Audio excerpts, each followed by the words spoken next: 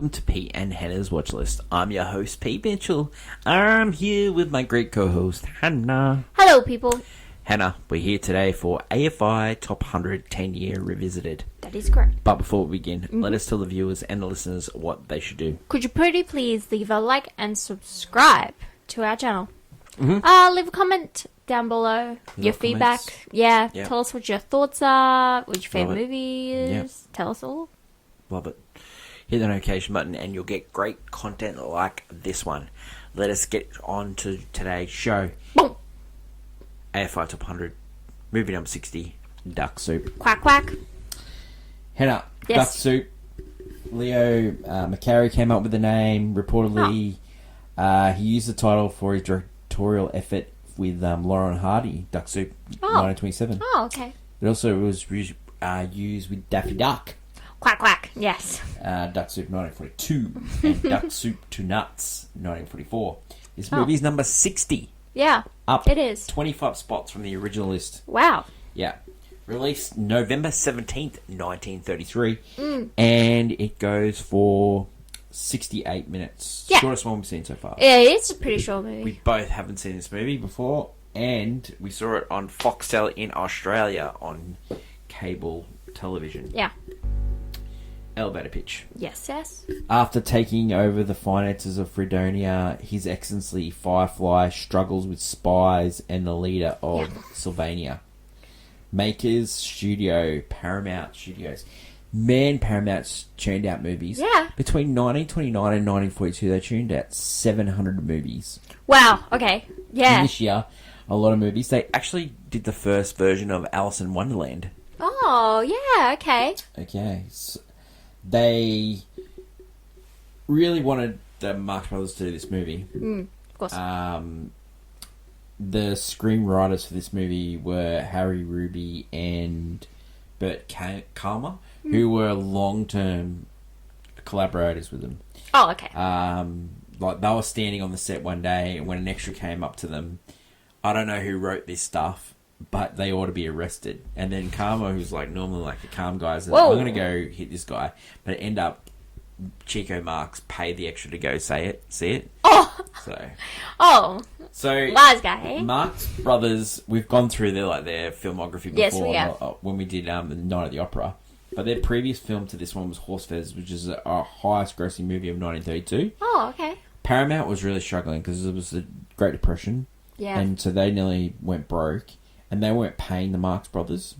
So Marx Brothers said, we're not going to do any more movies with them. We're going to create our own studio called Marx Brothers Inc. Yep. They first planned an independent production, was a film adaptation of Pulitzer Prize winning Broadway musical of The I Sing with Norman MacLeod. Oh. During late 1932 and 93, Groucho and Chico were also working on the Flywheel Shyster radio show. They were also, at one time, talk of casting the two as radio characters. In 1932, Arthur Sheckman, Harry Ruby and Bert Kalmer began writing the script for Duck Soup. Yeah. And they went back to Marx Brothers and said, mate, you should do this movie. And they were really struggling with finances and stuff like that. But on January 18th, 1933, Harry Ruby, Bert Kalmer and Grover Jones submitted their script to Paramount.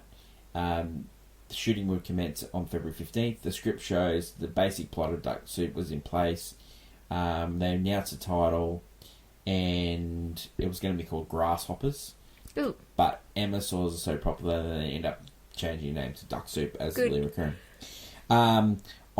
On May 11th, 1933, the Marx Brothers' father, Sam Frenchie Marx, he died in Los Angeles. Yeah. And shortly after, the contract dispute with Paramount was settled.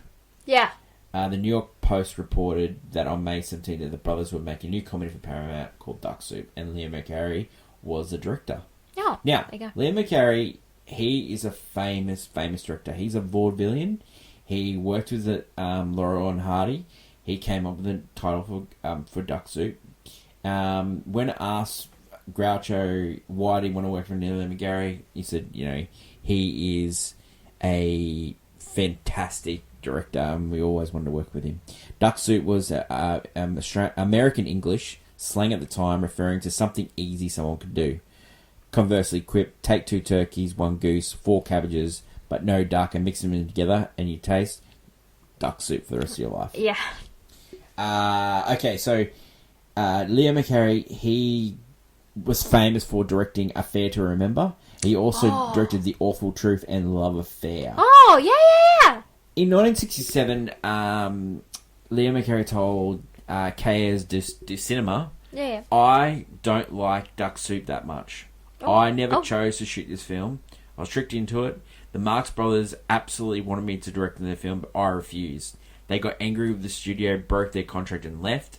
Believing myself secure, I accepted the renewal of my contract with the studio. Soon, the Marx Brothers were reconciled with Paramount, and I found myself in the process of directing the Marx Brothers. The most surprising thing about this film is that I succeeded in not going crazy, for I really did not want to work with them. They were completely mad. They were nice. He ended up working with them on a couple of times after that, but I think that was because of the deal that he had with them. Yeah, it was kind of a thing, kind of stuck. Okay, so in this movie, you got Groucho. He plays Rufus T. Firefly, the leader of Fredonia. You got Harpo Marx as Pinky. He's a spy for Sylvania. Chico Marx, Ciccolone. He's another spy. Zeppo Marx, which is his final film with the Marx Brothers. He plays Lieutenant Bob Roland, Firefly's secretary. Yeah. Margaret Dumont, who's like a long-term carburetor of the boys. She plays Mrs. Gloria Teasdale, a rich widow, and underwrites the budget for Fredonia. Louis Calhoun, who's the ambassador of Sylvania, who schemes to have his country annexed from Fredonia. Yes. He was actually Uncle Bill in High Society. Oh, okay, yeah, cool. Raquel Torres, she was a famous femme fatale. She was in movies at the time as well. Yeah. So I mentioned final film of Zeppo Marx. After the film's premiere, he quit the Marx Brothers, citing a dissatisfaction with movie acting overall and the weariness of being the butt of the jokes, and he was the unfunny Marx brother. He was, yeah, okay. Reaction to the film this time, Hen. It's hard to say, but it was a box office disappointment against other Marx Brothers, but it still was the 6th highest grossing movie of 1933. It could have been just the climate. Years later, Groucho's son Arthur Marx described some of the critics at the time. One was Irving Thalberg assessment of the film, purported as a failure. Said that the trouble with Duck Soup is if you've got funny gags in it but there's no story, then there's nothing to root for. You can't root for the Marx Brothers because they're a bunch of zany kooks. Thalberg went on to write, you got to put a love story in your movie so there's something to root for, or you have to help the lovers get together. Most critics disliked Duck Soup because of the dated look at politics. Christopher Null wrote, the send-up of Mussolini types doesn't quite pan out. Take the comedy, leave the story. It didn't win any awards at the Academy Awards. No. But it did win a couple of Saturn Awards, which is the equivalent of the comedy Oscars. Yeah, of course. Let's just go into 1934 Oscars. Yeah. So the actor Charles Lawton won for The Private Life of Henry VIII. Katharine okay. Hepburn won for Morning Glory. Art direction went to Cavalcade. Assistant director went to William Tummel of Fox. There was a lot of assistant director winners, actually. There's like 6 or 7. Cinematography went for A Farewell to Arms. Directing went to Cavalcade for Frank Lloyd. And they didn't have Best Picture back then, but they had Outstanding Production, and that went to Cavalcade. Yeah. Let's go to a reaction to the film recently. Yeah, of course. The reaction to this film recently is on 91 on Rotten Tomatoes, 3.9 on Letterboxd, 7.7 IMDb. Anything else written about it? Like, at the time, the movie was actually banned in Italy. It was banned by Italian dictator Benito Mussolini because he thought it was about him. if you think it's about you, it's probably about you. It's probably. Recently, this movie was used in an episode of The West Wing, season 6. It's actually when Titled Fredonia. Fredonia and Jimmy Smits, who played Matt Santos, he used it as a thing about getting the right debate. So, Yeah. yeah. We don't want a whole Fredonia kind of situation. Yeah. True. Every Thursday, we do a little segment called Clickbait, where we give the hottest of hot takes about any subject. And let's do the hottest hot subject of this movie, Duck Soup. I'm going to say this movie does not... It's not going to be on this list when they do redo it. You don't think it's going to? I just don't. Okay, so there's 2 Marx Brothers movies on this list. Out of the 2, which one? The other one's better. Okay, and then interesting. And you think this one's better? I'll look into that. Interesting. And then so you're saying, but you think it's that in the Night of the Opera does deserve to be on the list? Because you weren't a fan of it either. I wasn't. If you're going to do a Marx Brothers movie, I would prefer that one over this one. Okay, interesting. Yeah. So, I think this one's very, very poor. Very poor. Yeah. Very poor. Yeah. Yeah, very poor. It's strange. Don't you think it's funny that? Pretty high. Yeah. Don't you think? Yeah. Don't you think it's funny that Horse Feathers is not in it, but that was the highest grossing one? I think highest grossing movies. If we're gonna go highest grossing movies, some of them should not. Star Wars on this was Yeah, but so is Gone with the Wind. Inflation is one of the highest grossing movies of all time. But nowadays, you have your avatars, and they're kind of pretty much I would call them people pleaser movies where everyone can enjoy it. Whereas, yeah, I would say with Marx Brothers, when it comes to comedy, not always the most popular, it's the most, inventive, I would say. Yeah, that's true. Comedy's, true. yeah, it's a That's bit true. weird. I'll be interested to see if AFI do redo this list in 1927. Yeah, and 2027 2000 and 27. Yeah, 2027 and because it's 130 years. I don't know, maybe fiddle with it. Yeah, fiddle with. Do you reckon they will? Maybe they choose a completely different Marx Brothers movie to put in there in the list. True. Because again, everyone's changing with ideas. Because this jumped 25. Yeah, spots. So it could have been someone was just so tickled pink by this movie that it jumps quite a few spots. I just think that's weird, don't you think? Yeah, it is pretty weird. Let me just have a look at Night of the Opera. Yeah, no. It was a new entrant. Yeah. Interesting. So there you go. Again. Your hot take? My hot take, this one I actually enjoyed more. And you know what it was? Wow. Yeah. So I enjoyed this one more compared to the other one. And I think it's because what I believe in is straight. When you have them doing a shtick, so the Marx Brothers have a shtick. They're very much absurd comedy, talking, or very dramatic, physical comedy as well. So they're very that you need to have a straight man. And in this whole movie, everyone's taking the government seriously. Yeah. And then you have the Marx Brothers not doing so at all. And to me, that's really funny because that's the juxtaposition you need in a comedy like this. That's true. For me personally. And so, you have a woman who's, trying to get, Firefly to, you're the leader and you've got to do all this stuff. And he's just, sloozing. He's making horrible comments about her and he's still getting away with this. And it's just, I don't know, it's funny. He's poking fun at the situation, really. They all are because, it's the whole idea. They're poking holes in this plan. And, Yeah, I see your point. And there's a lot of...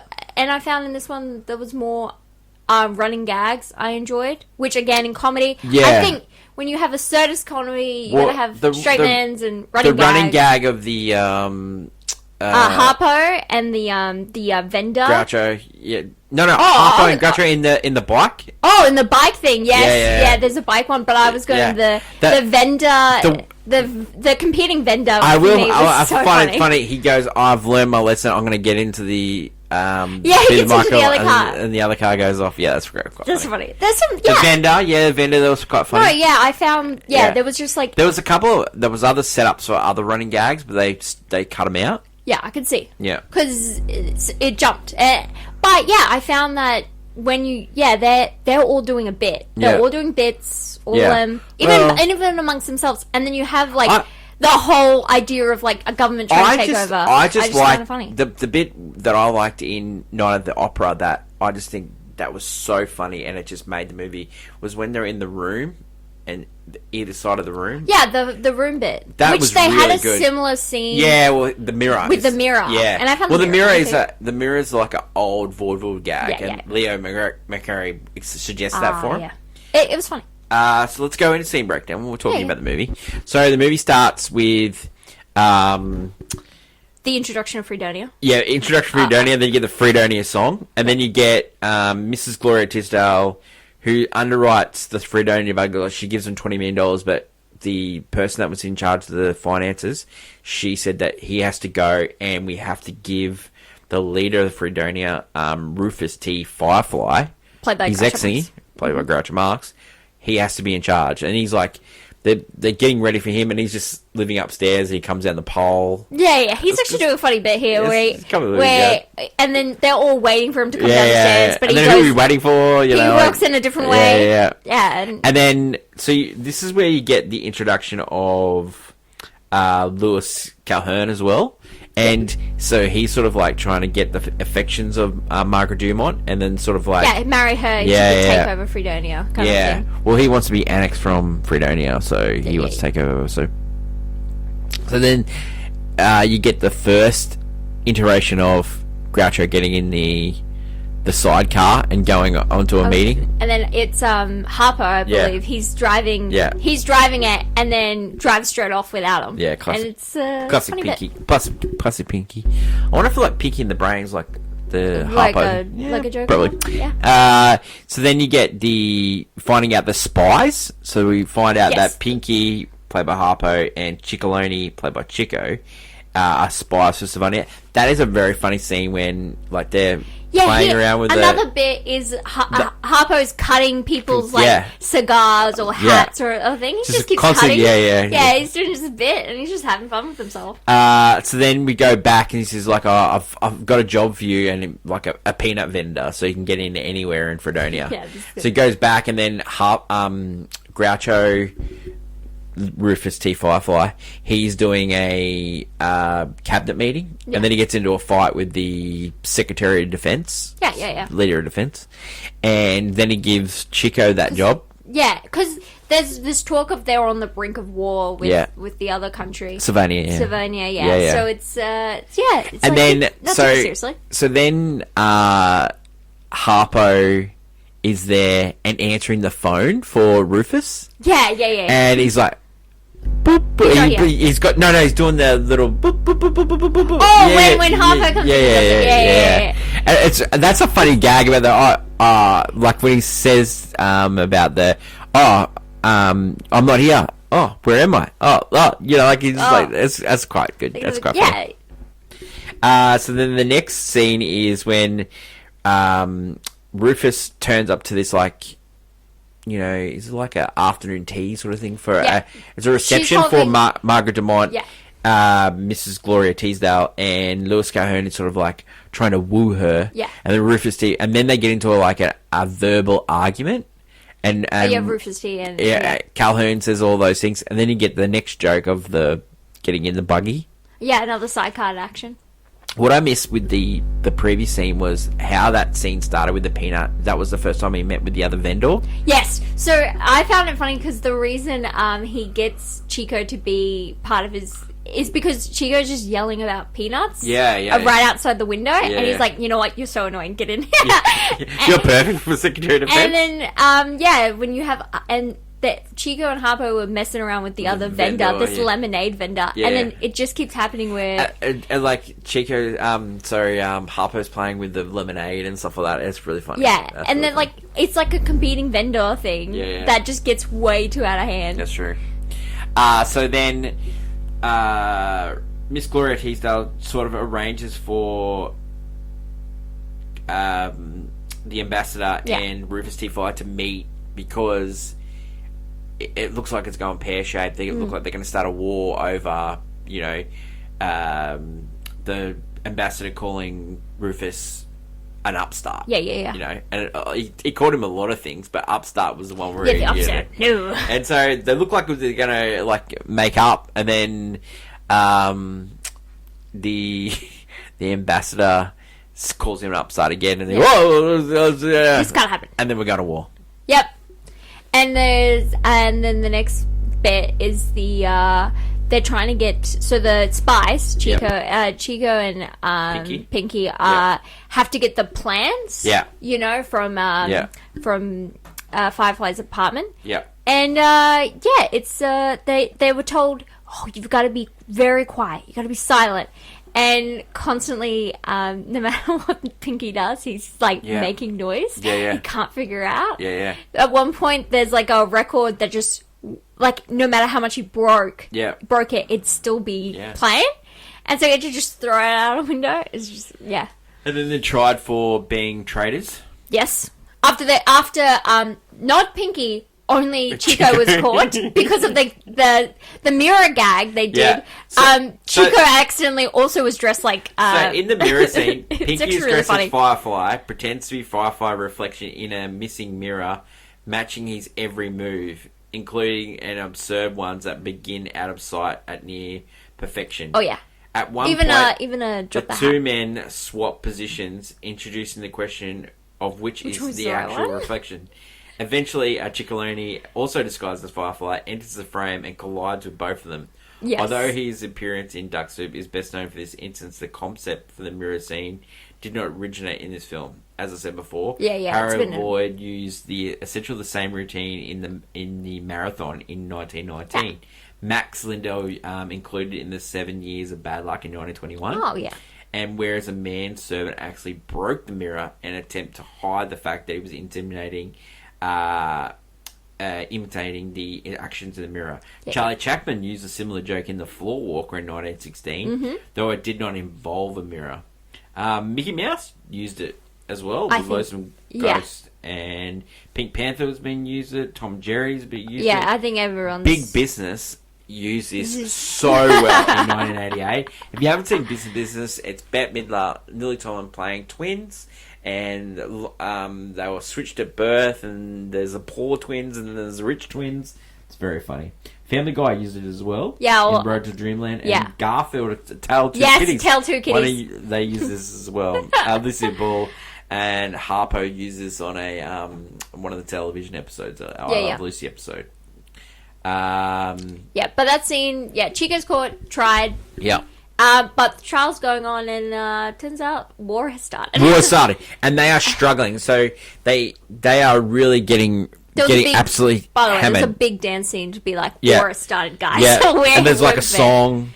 The song is like, they've got guns, we've got guns, all guns, chillin' got guns. Yeah, they're just making jokes about war. I'm gonna walk all over the battlefield because all gods got chillin' got guns. Yeah, this was a very much a funny, like, Groucho just making jokes about the whole incident. But yeah, and then they're dressed... the end scene of this big theatrical number is that they're all dressed like... Fireflies... American Revolution outfits. American Civil War.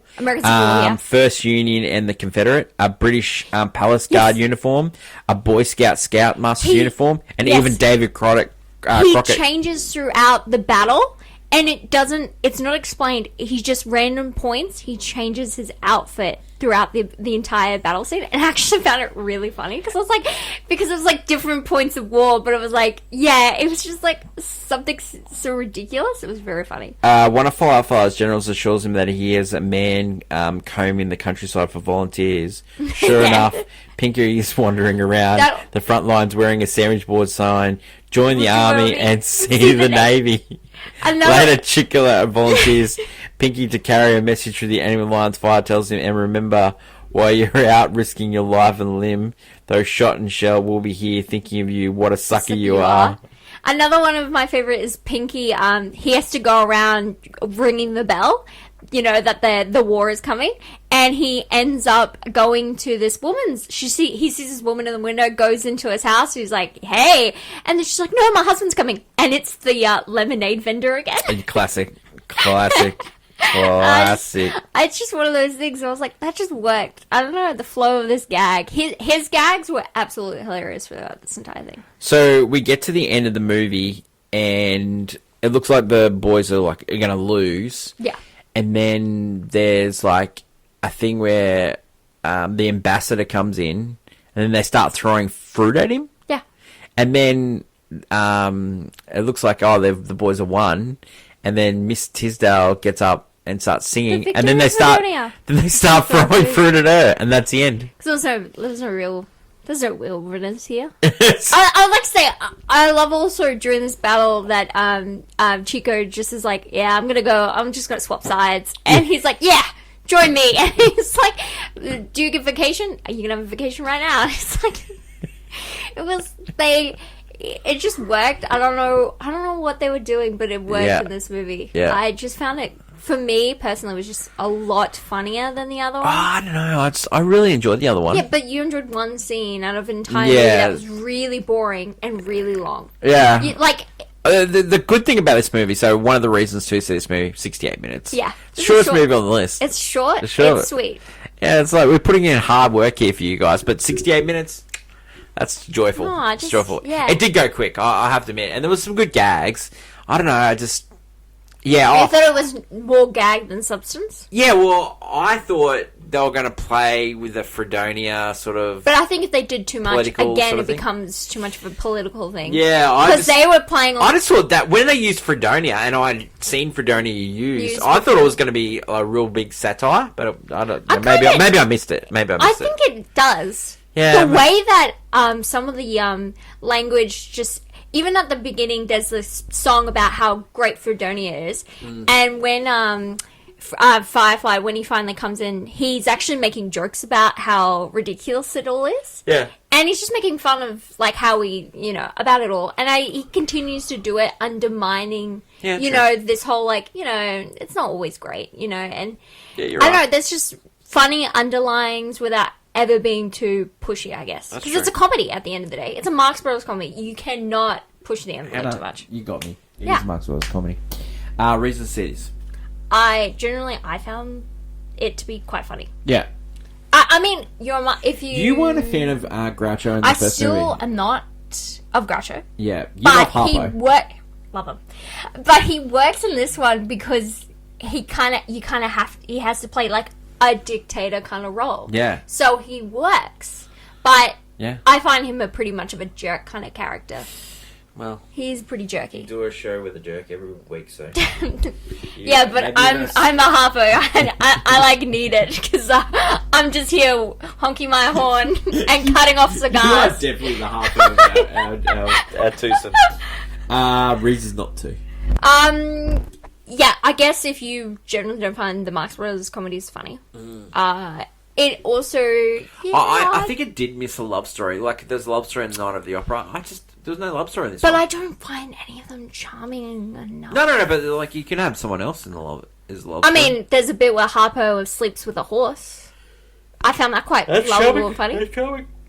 But no, honestly, yeah, I get that point where there isn't because the movie just ends. Like, there's no... Yeah. It doesn't make sense, in a way. No, which is really off-putting. They were like, oh, this is 68 minutes. We've done it. It's really off-putting. Yeah. I guess adding a love story, but I just...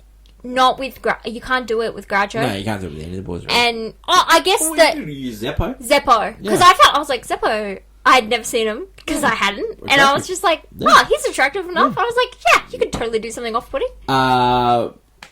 Reasons not to. Yeah, reason not... I don't know, just like...